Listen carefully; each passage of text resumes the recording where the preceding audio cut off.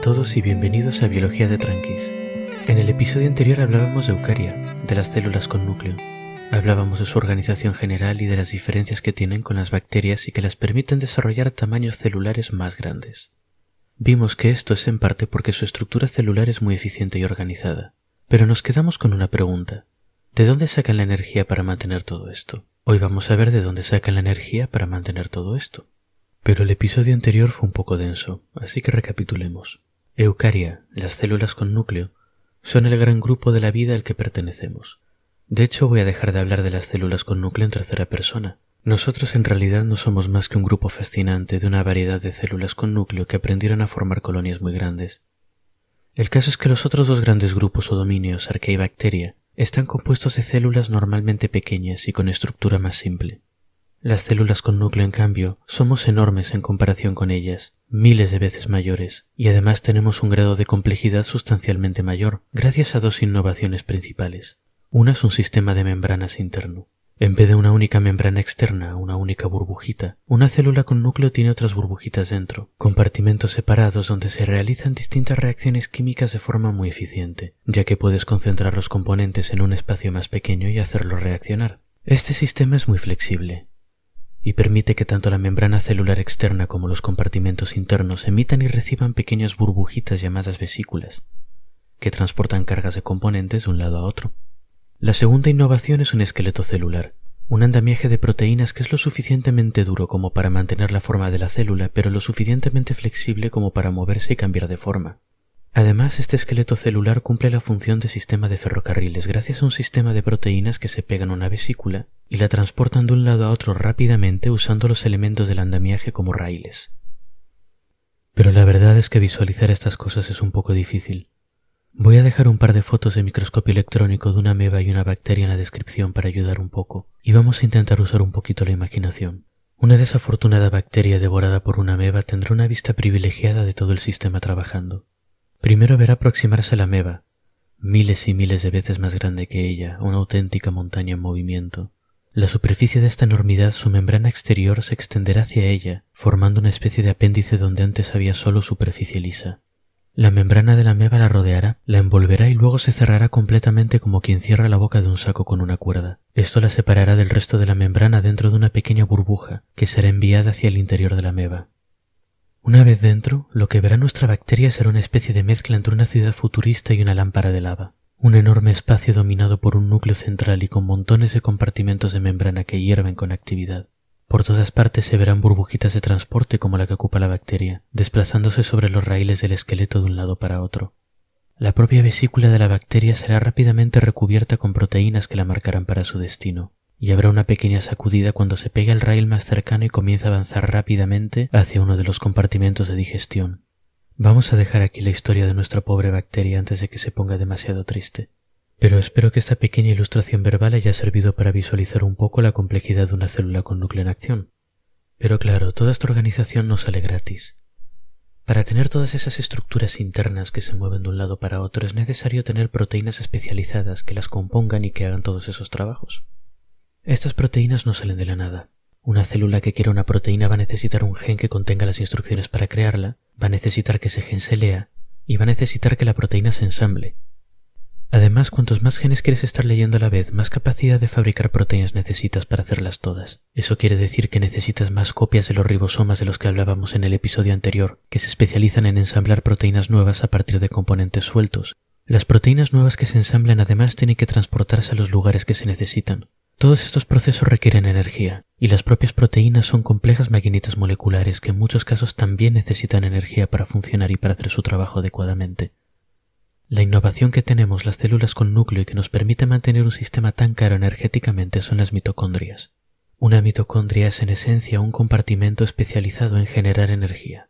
Tiene aproximadamente el tamaño de una bacteria, pero por dentro está compuesta por un sistema complejo de membranas replegadas y proteínas especializadas para llevar a cabo las reacciones químicas que nos mantienen vivos y activos, que en su conjunto se llaman respiración celular. La respiración celular es terreno escabroso. Es un chiste recurrente entre los biólogos que nos hemos visto obligados en algún punto de nuestra vida a aprenderla. Consiste en más de 20 reacciones químicas seriadas, en cada una de las cuales interviene como mínimo una proteína. Pese a los chistes, esto es bastante típico cuando hablamos de metabolismo. Hay que tener en cuenta que cada proteína es una maquinita programada para una tarea muy específica. En cierto sentido, la cosa funciona como una gran cadena de montaje, en la que hay muchas máquinas colocadas en serie y cada una solo hace una transformación pequeña en el producto que metimos al principio. Este tipo de procesos son eficientes, pero hasta cosas que en principio nos parecen relativamente sencillas como enlatar pimientos pueden requerir media docena de pasos, cada cual con su máquina.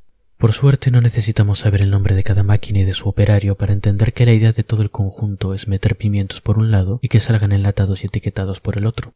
De la misma forma podemos entender la respiración celular sin necesidad de revivir traumas bioquímicos de mi pasado. Si queréis entender lo mejor posible esto, el episodio de la entropía y el primer episodio de la célula os van a ayudar, pero a ver si os lo puedo explicar sin necesidad de ellos. La respiración celular es esencialmente una reacción de combustión, de quema. Es exactamente el tipo de reacción que está ocurriendo cuando quemamos carbón o cuando quemamos madera. El principal responsable de una combustión es el oxígeno. El oxígeno es un elemento muy agresivo.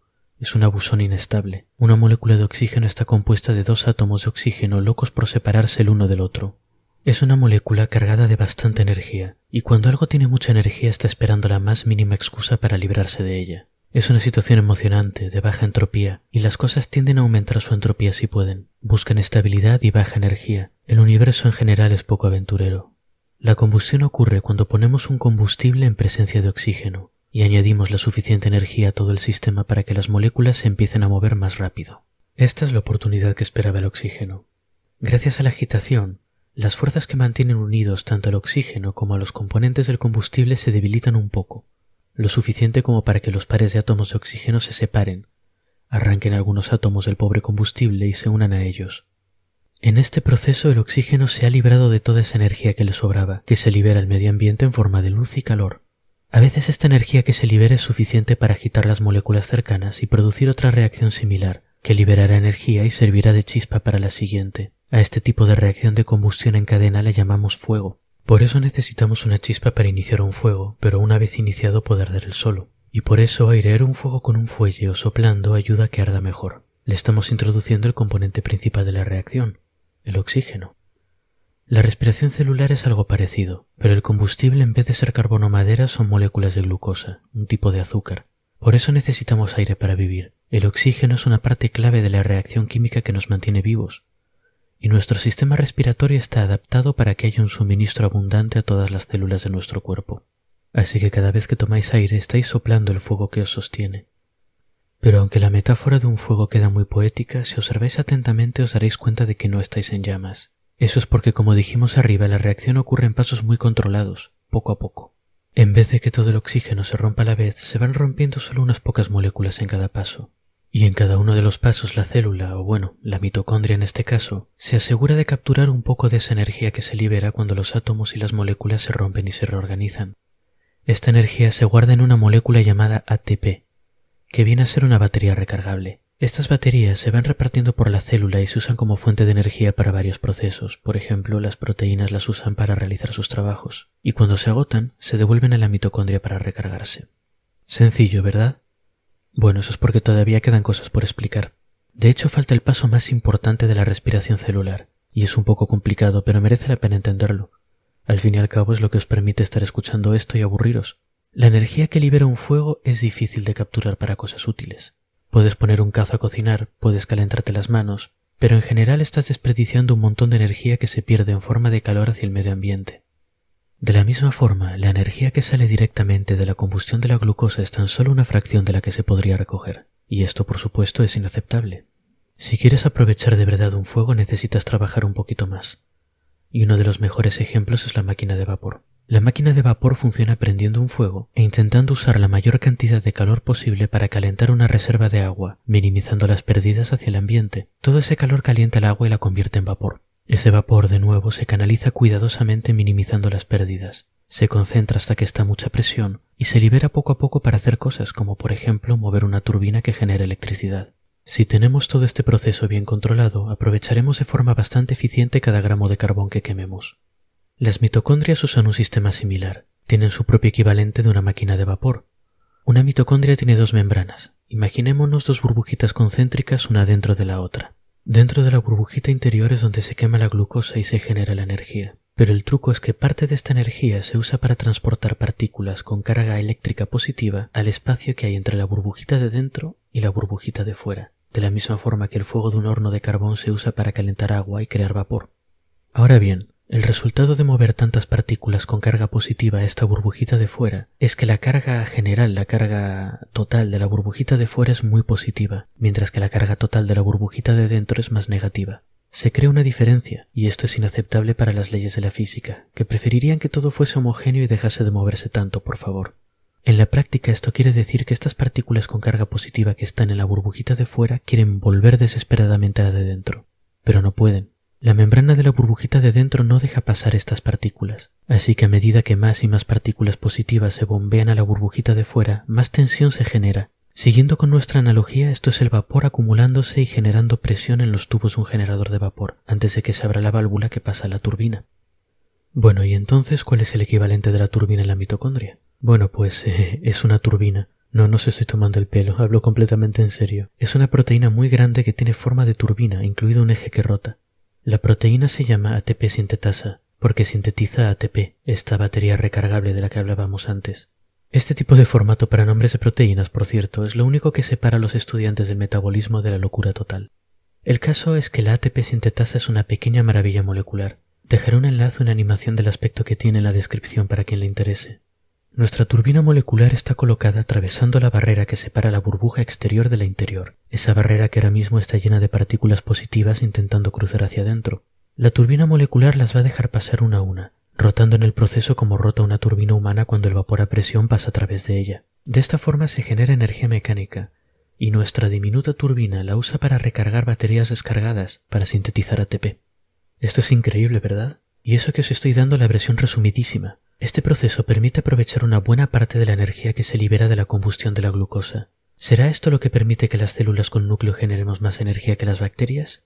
Bueno, no por sí solo. Las bacterias también saben hacer esto, y de hecho saben hacer muchas cosas más. En cuanto a variedad y tipos de metabolismo, las bacterias nos pasan el trapo a las células con núcleo. Pueden vivir de casi cualquier cosa, mientras que nosotros estamos muy limitados a usar glucosa y oxígeno para generar nuestra energía. De hecho, las bacterias inventaron la respiración antes, y las proteínas y la membrana interna de la mitocondria que se usan en la respiración son copias muy parecidas a las de las bacterias.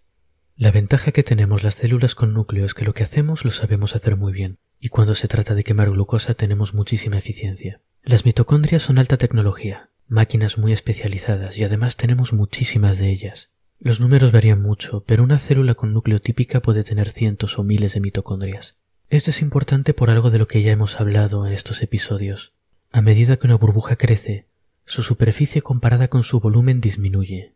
Esto quiere decir que muchas burbujitas pequeñas tienen más superficie total que una burbujita grande.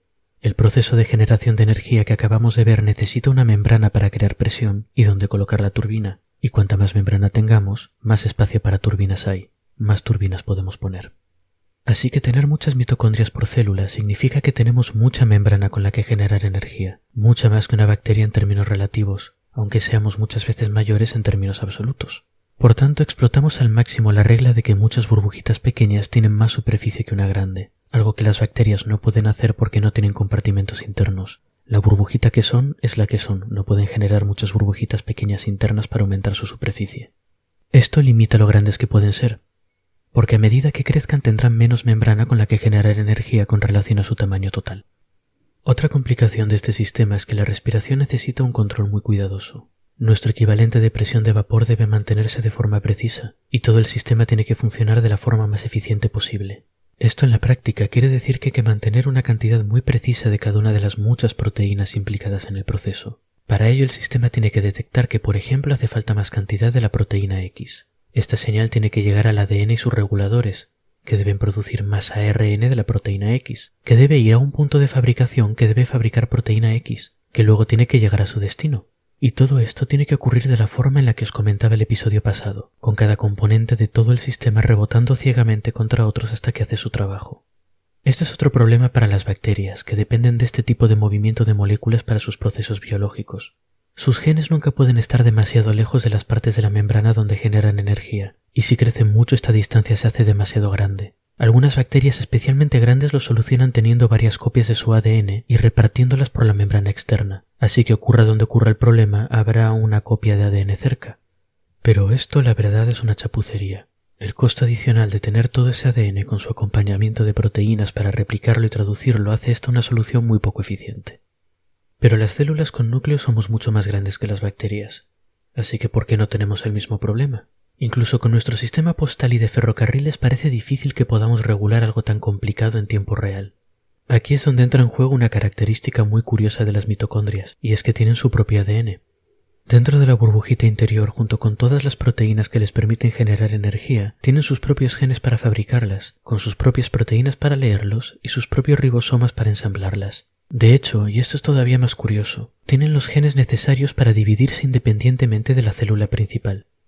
Esta autonomía es una solución muy elegante al problema de la regulación de la respiración. Las mitocondrias llevan a cabo la respiración y las propias mitocondrias la regulan, así que nos cuesta poca energía mantener a cada una funcionando. Al menos mucho menos que tener una copia entera de nuestro ADN por ahí cerca, desde luego. Y claro, toda esa eficiencia va sumando.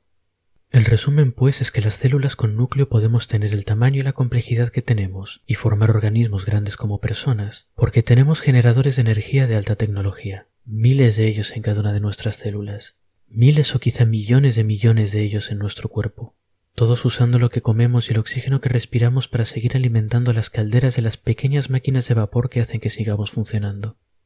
Pero estas pequeñas maravillas tecnológicas tienen algo sospechoso, muy sospechoso. Vamos a recapitular. Las mitocondrias tienen el tamaño aproximado de las bacterias. Tienen una membrana interior muy parecida a la de las bacterias. La respiración que hacen fue inventada primero por las bacterias. Y si miramos de cerca las proteínas que usan las mitocondrias para hacer todo esto, se parecen mucho, pero mucho, a las que usan las bacterias para el mismo proceso.